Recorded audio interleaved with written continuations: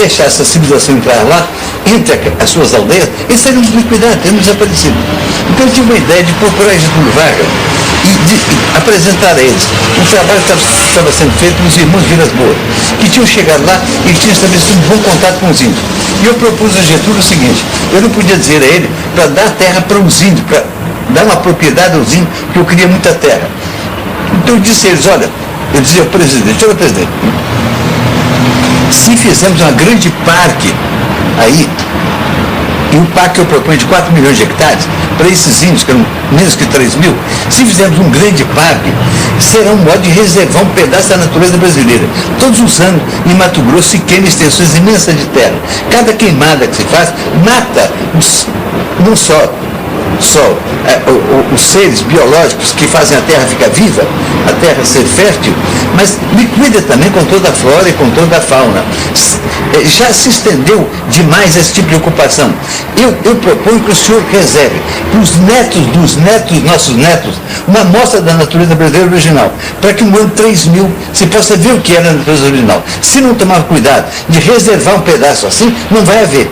Assim é que foi criado o Parque do Xingu. A ideia básica é que o índio já vive lá milhares de anos, pode viver também mais 1000 anos ou 2000 anos, sem liquidar com a natureza. Ele é capaz de conviver com ela. Nesse sentido, foi criado um parque, em vez de dar aos índios, a cada tribo, como se fazia até então, um pedacinho de terra para cada aldeia, se deu uma extensão muito grande, de certa forma o Brasil encarregando os índios tomar conta daquelas terras. É o que ocorre hoje com os Yanomami. Nós propomos que, como tem 100 e tantas aldeias Yanomami, dar um território grande que envolva todas elas e deixar os Yanomami tomar conta para o Brasil daquelas terras nos próximos 1000 anos. Nós queremos conquistar direitos sem prejudicar o direito do negro, do branco, de quem quer que seja. Esse tipo de respeito, de dignidade, que nós, os indígenas, reconhecemos no papel do Darcy Ribeiro, na condução dos seus apontamentos, das suas publicações, junto com a mulher dele, né, a dona Berta Ribeiro. Darcy via nos índios como se fosse assim também o reduto do que não foi a máquina de moer gente, quer dizer, o reduto dessa nação destroçada, né, desde a colônia até agora, né, dentro de uma perspectiva apocalíptica, porque também é próprio do momento dos anos 50, em que ele escreveu, né, sobre mitologia, sobre arte, né, dos índios, uma ideia apocalíptica que estariam desaparecendo. Sobre a ligação de Rondon e Darcy com os índios bororos, há uma história exemplar. Morre o chefe cadete, o último dos caciques bororos. Darcy leva para o cerimonial fúnebre uma mensagem gravada em língua bororo pelo marechal, que, muito doente, não podia viajar. O Rondon teve a comunicação de que o cadete tinha morrido e me mandou fazer a documentação. O Rondon sabia como era. E esses índios estavam sempre insistindo com o Rondon: venha morrer aqui, Rondon. Só nós saberemos enterrá-lo. Só nós saberemos honrá-lo. Porque o Rondon era de ascendência bororo. Então ele mandou a mim. Eu fui lá com um aparelho de gravação em que o Rondon tinha um discurso em bororo para os bororos, dizendo: olhem para ele, ele sou eu. Olha, os olhos dele são meus olhos, olhando para você. Ele está vendo vocês para mim. A boca dele, a fala dele é minha fala. Os ouvidos dele vêm me dizer aqui tudo que você disser a ele. Ele sou eu. Olhem para ele. Deixem ele participar totalmente da cerimônia do cadete, do sepultamento do cadete. E eu cheguei e tinha começado o sepultamento. Quando um grande chefe morre, eles fazem um cerimonial imenso para que o mundo se equilibre, para o mundo poder sobreviver. Então, pegam o morto e sepultam com um palmo de terra fofa em cima. E todos os dias derramam água. Isso durante quase um mês, para dar tempo para chamar todos os bororos que existem para chegar ali, para honrar aquele morto. Nesse mês, eles dançam todas as grandes danças. Todas as danças cerimoniais, para o mundo se equilibrar, refazem as danças da criação do mundo.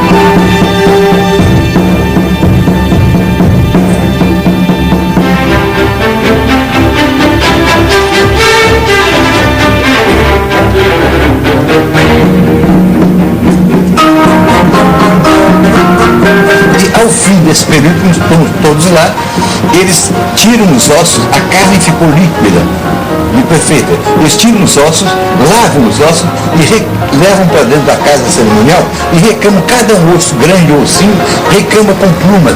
Os ossos viram joias de plumas. Enquanto isso, as mulheres arrancam todo o cabelo. Os homens se escarificam, se raspando e se rasgando com dente de peixe para sangrar profusamente. Aí pegam esses ossos recamados de plumas, põem num cesto branco novo e levam no mastro para colocar na Lagoa Sagrada. Eu fui para filmar isso lá, Amando do Rondon. Darcy gosta muito das crianças. Foi aí que ele conheceu um homem chamado Anísio Teixeira, um grande professor.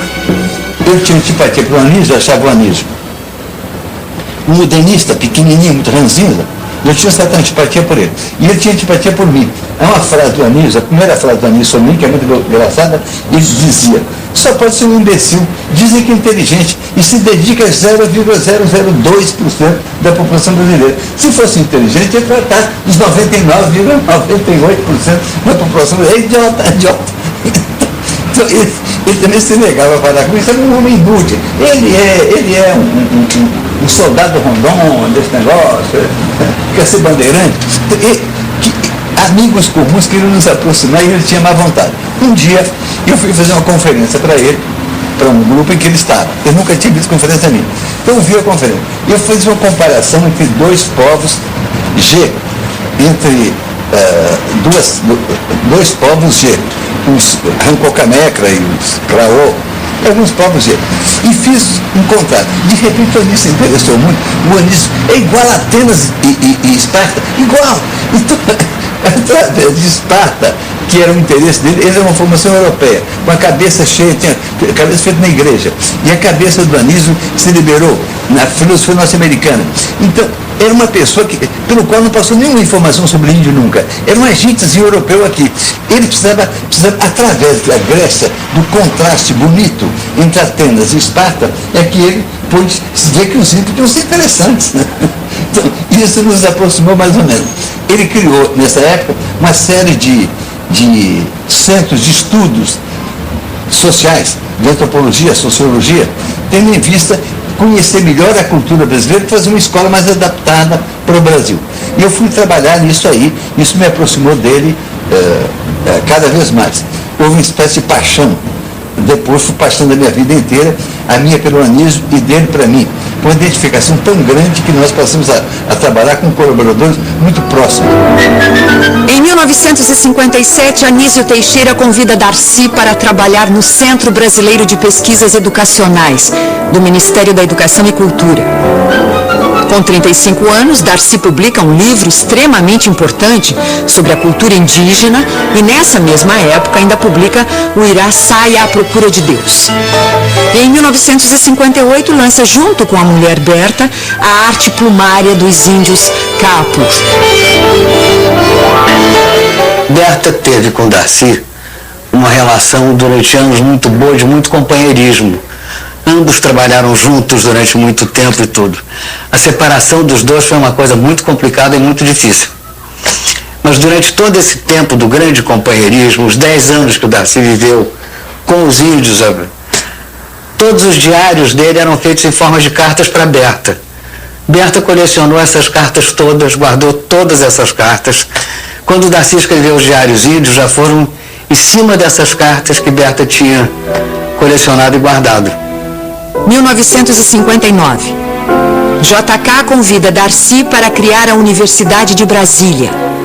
Darcy forma uma equipe liderada por Anísio Teixeira e Oscar Niemeyer. Ele fez as escolas, ele atuava muito procurando dar ao ensino um sentido mais humano, né? Que os alunos tivessem mais conforto, fossem mais, encontrassem o ambiente que faltava em casa. Ele era muito solidário, era um jeito progressista, não era comunista, mas estava ligado a essa ideia de fazer o mundo melhor, mais justo. É uma figura fantástica. Oscar Niemeyer veio aqui, eu podia me ver.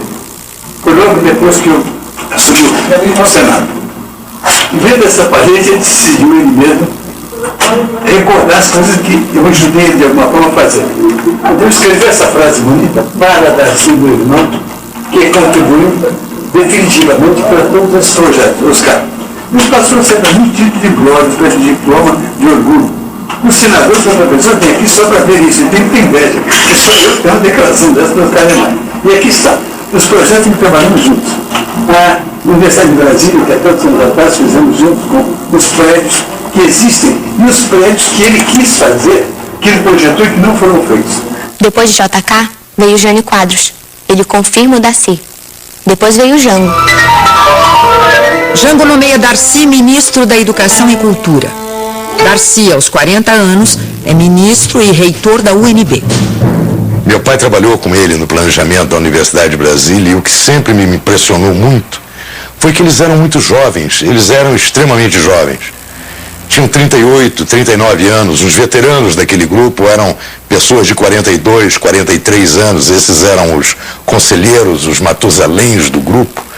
E o que mais me impressionou e me impressiona até hoje, que eles pensavam o Brasil, eles eram generosos com o Brasil, eles apostavam no futuro, apostavam no país. Isso eu acho que é uma coisa que se perdeu. Depois do golpe, então, isso aí se perdeu de vez. A coisa que me impressiona até hoje é que aquela geração deixou lições, mas não deixou resultados, porque não puderam deixar. Quer dizer, foi preciso que viesse um golpe, uma ditadura de mais de 20 anos, para arrasar a terra, para deixar uma terra salgada, onde estavam plantados os sonhos daqueles homens daquela geração.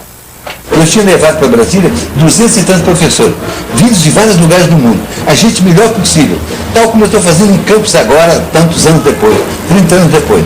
E esses professores todos se sentiram tão humilhados pela opressão da universidade que pediram demissão. Olha, em Brasília não havia casa para lugar, cada professor foi para lá, eu dei uma casa mobiliada, 200 e tantos professores largaram tudo, sem nada, porque tinham deixado seus empregos, voltaram numa diáspora terrível para procurar emprego em diferentes países do mundo. Ainda há muitos desses professores viúvos daquela ideia generosa, linda, de uma universidade em que todo sábado o Santoro, por exemplo, com músicos de Brasília, tentavam improvisar concerto, mas era concerto diferente, não era um concerto no Teatro Municipal para burguês viver, não. Toda a gente da universidade, alunos e professores participavam daquilo. Levei para lá alguns dos melhores artistas brasileiros, como o Scliar, o Sesquiático, o escultor, vários pintores, para criar um ambiente. Darcy é eleito presidente do Centro Brasileiro de Pesquisas Físicas. E no ano seguinte, Jango o nomeia chefe da Casa Civil. Darcy era o chefe da Casa Civil e eu era consultor-geral da República. E muito amigos. E nós tentamos, digamos, a resistência aqui. De que forma? Segurar as instituições. O presidente João Goulart não ser derrotado nas instituições e o seu governo. E toda, digamos assim, toda a inspiração da política de reformas de base. O país tinha crescido economicamente de uma forma extraordinária, desde o segundo governo do presidente Vargas, que montou as estruturas, digamos assim, e o suporte para o grande salto que o Brasil estava dando, no setor de energia, com a Eletrobras, que afinal foi o presidente João Goulart que promulgou a lei, o setor do Banco Nacional do Desenvolvimento Econômico, Petrobras, etc. Depois tem o período do Juscelino Kubitschek. O país cresceu extraordinariamente no plano econômico e precisava de fazer crescer o seu mercado. Esse era o grande desafio. E cresceu o mercado de que forma? Cresceu o mercado, evidentemente, que distribuindo a renda, fazendo reforma agrária, incorporando a população no conjunto dos cidadãos e das cidadãs. Esse era o salto político que o Brasil tinha a dar. Nós fomos ao aeroporto, ao passar para o aeroporto, levando o presidente João Goulart, que ele ia embarcar para Porto Alegre. Isso é noite já do dia 1º de abril. Praticamente o Rio de Janeiro já tinha caído, São Paulo já tinha caído. Quando nós voltamos, nós sentimos que